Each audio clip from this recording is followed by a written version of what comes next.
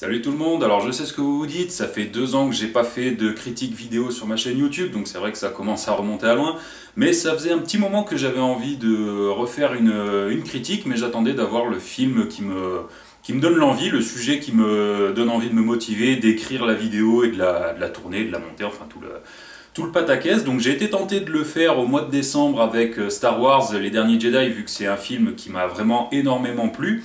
Mais primo, il y a eu tellement de vidéos faites sur le sujet que ça n'aurait pas apporté grand chose finalement à tout ce qu'on trouve sur YouTube sur le sujet, en bien comme en mal. Et deuxio, parce que c'est un film dont on ne peut quasiment pas parler sans se retrouver avec une armée de fanboys aux fesses. Donc j'ai décidé que pour mon retour à la critique vidéo, j'allais traiter d'un autre sujet.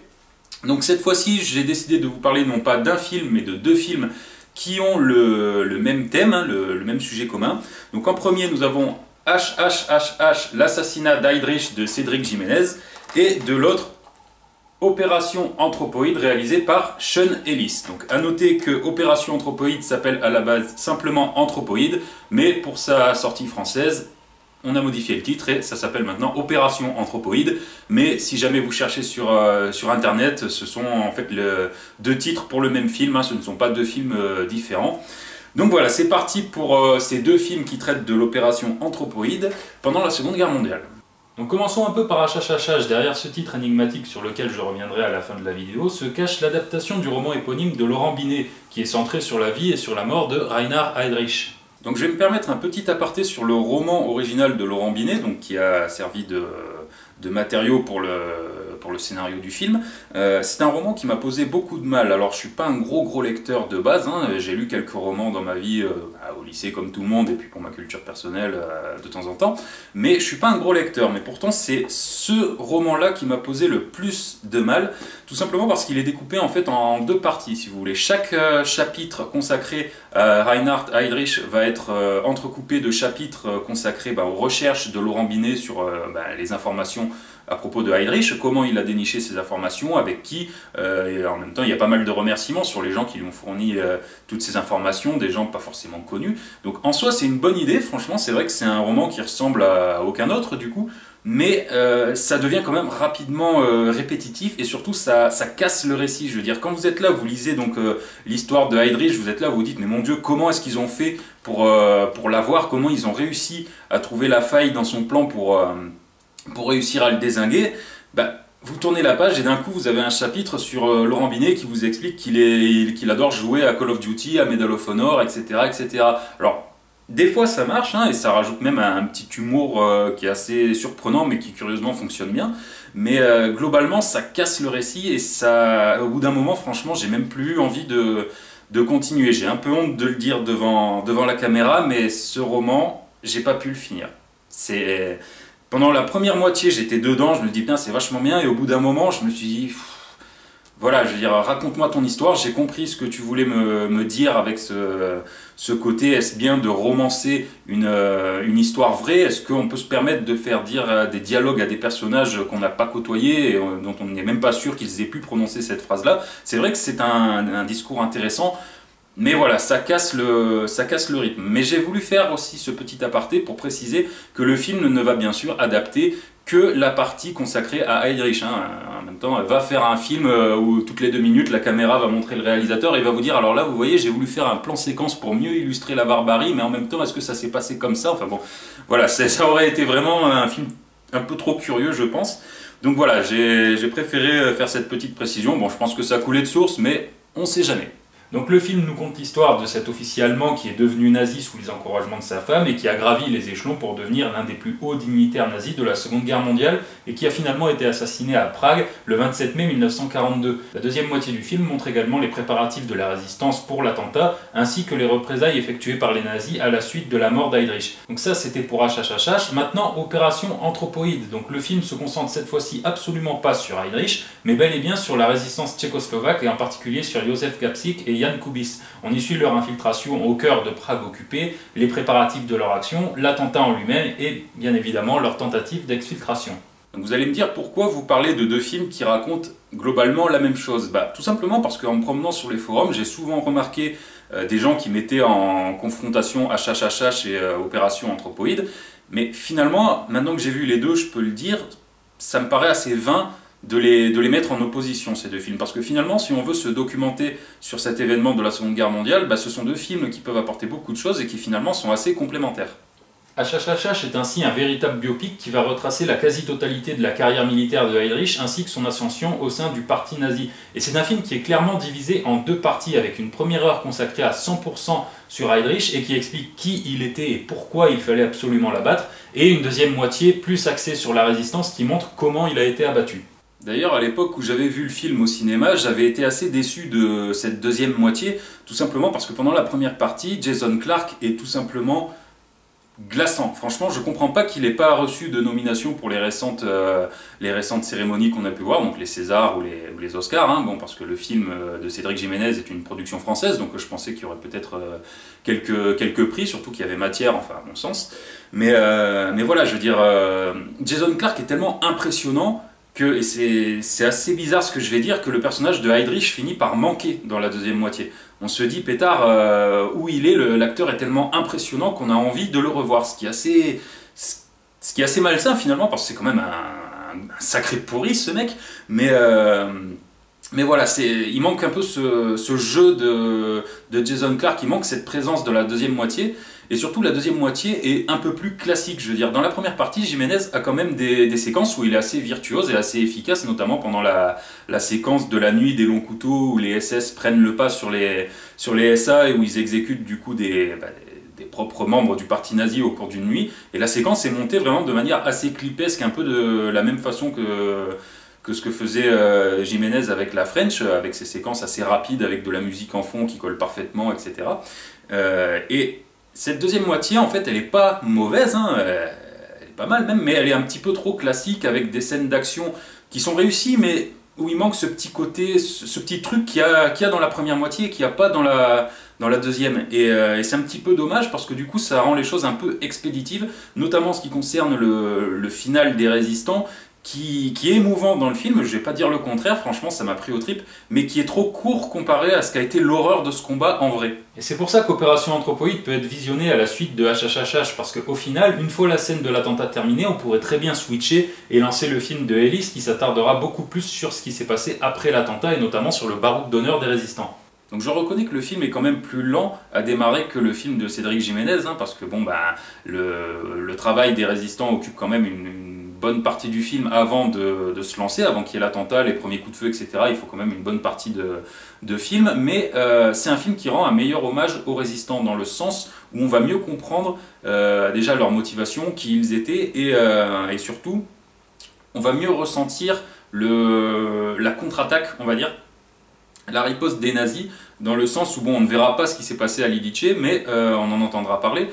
Et on va voir donc certaines scènes qu'on a vues dans HHHH, mais traitées de manière encore plus écœurante, quoi. Je veux dire, prenons par exemple la scène de l'interrogatoire du jeune Moravec dans HHHH. C'est une scène qui joue beaucoup sur le hors-champ et sur les gros plans sur le visage du gosse, qui est formidable d'ailleurs, hein. Franchement, au cinéma, il m'avait vraiment choqué tellement il joue très bien cette scène. Et donc c'est une scène, voilà, qui déjà prenait aux tripes, mais là, le réalisateur a choisi de ne rien passer sous silence. Et en mettant documenté sur le sujet, il a fait vraiment... il a montré vraiment ce qui s'est passé, je veux dire, c'est le mec qui a été saoulé au cognac, enfin une horreur, quoi, vraiment, enfin une véritable horreur, et rien ne nous est épargné dans cette scène. Et donc du coup, ça rend les choses encore plus choquantes et encore plus marquantes de mon point de vue. Et surtout, l'affrontement final est vraiment long et éprouvant, dans le sens où on a droit à 20 minutes de fusillade à la fin.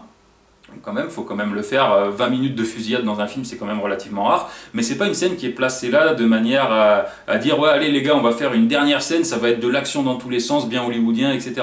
C'est pas ça, c'est vraiment là pour nous montrer le côté vraiment inégal de ce combat, dans le sens où ils étaient 7 contre 600. À l'époque, donc ça a duré 6 heures cet affrontement, donc là nous ça dure 20 minutes, mais justement ces 20 minutes elles sont là pour nous faire comprendre à quel point ça a été dur, parce qu'on se dit putain ça dure que 20 minutes pour nous, mais on n'en peut déjà plus parce que ce sont que des bruits de rafales, des bruits de nazis qui gueulent, etc. Des gros plans sur les personnages, il n'y a pas un plan un peu large pour nous permettre de respirer, quoi. C'est toujours des personnages qui sont pris là en train de recharger en gros plan, etc. Et du coup on ressent vraiment la tension qui régnait donc dans cette église à l'époque, et surtout le côté perdu d'avance de ce combat pour les résistants. Et on se dit, pétard, mais 20 minutes pour nous c'est déjà dur à regarder, mais alors 6 heures à l'époque ça a dû être horrible à vivre. Et en ce sens, je trouve que Anthropoïde rend quand même un meilleur hommage aux résistants. Donc voilà, vous avez pu le constater, ce sont deux films qui traitent du même sujet, mais qui ont eu deux approches et surtout deux réalisations bien différentes, et qui globalement méritent toutes les deux que vous leur accordiez votre attention. Mais je dois avouer que j'ai quand même une préférence entre les deux. Après, je sais pas si c'est parce que c'est le film que j'ai vu en premier, parce que bon, Anthropoïde est sorti techniquement bien avant HHHH, mais il est arrivé chez nous en DVD qu'après. Donc je ne sais pas si c'est parce que j'ai vu HHHH en premier, mais j'ai une préférence quand même pour ce film-là. Pour trois raisons. La première, c'est que déjà c'est un Français qui est aux commandes, et il a réalisé une œuvre vraiment ambitieuse avec des moments vraiment virtuoses et un montage efficace et une très bonne réalisation, et c'est assez rare dans le cinéma français pour ne pas être souligné un truc de cette ampleur. Le seul film que j'ai vu qui le surpassait cette année, c'était Au revoir là-haut, avec vraiment un César de la meilleure réalisation qui n'est pas volé. Mais voilà, c'est un film qui me fait penser que vraiment on a des gars en France qui savent faire des films vraiment qui en veulent, quoi, qui ont de la gueule, qui ont de l'ambition, et donc ça fait plaisir au milieu de la foule de comédies à la con et de drames sociaux qu'on nous sert tous les ans. Et l'autre point, c'est la performance, comme je le disais, de Jason Clarke, hein. Donc ça, il n'y a pas de performance notable dans le film de Sean Ellis, et c'est bien dommage parce qu'il y a quand même Cillian Murphy au casting. Alors Cillian Murphy, je veux dire, c'est un des 3 meilleurs acteurs contemporains, je crois, hein, franchement, entre Peaky Blinders, Inception, Le vent se lève, c'est un gars qui est monumental à chaque film, et donc du coup il est très bien là-dedans, mais il n'a pas cette intensité qu'a Jason Clarke dans HHHH. Et surtout, dans le film de Cédric Jiménez, il y a un background. On sait qui était Heydrich, pourquoi il a fallu le tuer, et surtout ce que faisaient les Allemands et ce qu'ils ont fait suite aux actes de ce mec-là. Je veux dire, c'est quand même lui qui a eu l'idée de la solution finale, de mettre les chambres à gaz, les camps, etc. C'est quand même lui qui a eu cette idée-là. Et dans Opération Anthropoïde, tout ça, on ne le sait pas. On a quelques images d'archives au début du film qui nous expliquent un petit peu la situation. Mais du coup, quand Heydrich arrive au bout de plus d'1 heure de film pour se faire tuer au moment de l'attentat, on se dit, ouais, ce mec, on l'a vu 2 minutes, donc voilà, on a juste entendu son nom à droite, à gauche, mais on ne sait pas ce qu'il a fait. On ne le connaît pas finalement, Heydrich, dans Opération Anthropoïde, et du coup, la scène de l'attentat part un peu en intensité, on est moins pris dedans, dans le sens où on se dit, bon, ce mec-là, je sais pas qui c'est. Si je ne connais pas un petit peu l'opération Anthropoïde, parce que j'ai vu un autre film avant ou parce que je me suis documenté là-dessus, si je connais pas un petit peu quelque chose sur Heydrich, ça ne va pas me toucher, cette scène. Et c'est ça qui est dommage, et c'est en cela que le film de Jiménez est quand même un poil meilleur à mes yeux, c'est qu'il a un background. Alors après, c'était peut-être un problème de budget pour Sean Ellis, je ne sais pas. Mais bon, comme je vous le disais, ce sont deux films du coup qui sont assez complémentaires. Je veux dire, l'un va vous apporter des informations sur les résistants, alors que l'autre va plus vous parler de Heydrich. Et donc, ce sont deux films qu'il vaut mieux ne pas opposer, mais qu'il vaut mieux prendre ensemble, quoi, en se disant, bon je vais en regarder un et à la suite je vais regarder l'autre. Et là, vous aurez une vision un peu plus représentative de ce qu'était l'opération Anthropoïde.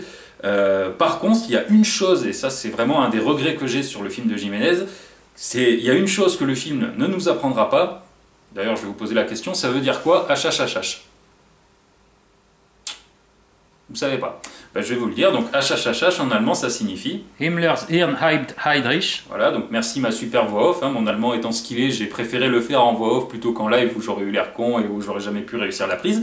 Et donc sachez pour votre gouverne que ça signifie le cerveau de Himmler s'appelle Heydrich. Donc voilà, c'est le surnom qui était donné à Heydrich à l'époque. Et le plus regrettable et le plus étonnant surtout, c'est qu'il y a une séquence dans le film de Jiménez où Himmler parle avec la femme de Heydrich et il lui dit « Est-ce que vous savez quel surnom on a donné à votre mari ?» Donc là on se dit « Ça y est, ils vont nous dire ce que ça veut dire HHHH, vu que c'est le surnom du gars. » Et Himmler dit « L'homme au cœur de fer ».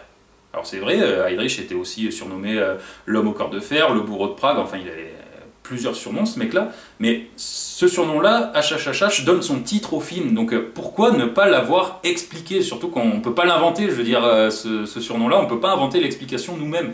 Donc ça, pour le coup, c'est un des points sur lequel je ferai un gros reproche à Cédric Jiménez, c'est de ne pas avoir expliqué son titre. Allez, pour finir sur une note un peu plus légère, sachez que Jamie Dornan joue dans Opération Anthropoïde. Alors qui c'est, vous allez me dire peut-être, c'est l'acteur qui joue Christian Grey dans la fabuleuse adaptation de la trilogie tout aussi fabuleuse de romans des 50 nuances.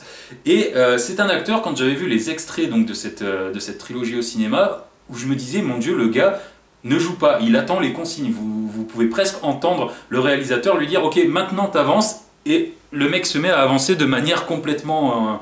Enfin, pas naturel du tout, et donc du coup je me suis dit oula, c'est quoi ce truc quoi, et c'est pour ça que j'ai hésité à voir Opération Anthropoïde, parce que j'étais pas convaincu du tout par ce gars. Et finalement, comme quoi quand il y a un vrai scénario et un vrai réalisateur derrière, le mec peut se montrer convaincant et peut se montrer touchant. Donc voilà, je voulais vraiment le préciser parce que c'est un gars, je veux dire, la réputation des 50 nuances est tellement...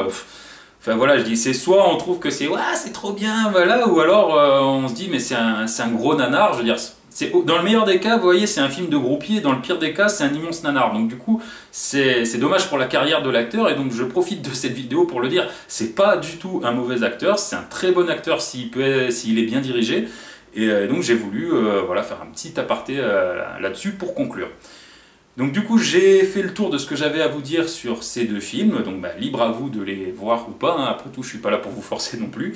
Je ne sais pas quand est-ce que je referai une vidéo, hein. Je veux dire, ce sera probablement quand j'aurai vu un film ou une série qui me donnera envie vraiment de rallumer la caméra. Donc en attendant je vous dis à bientôt.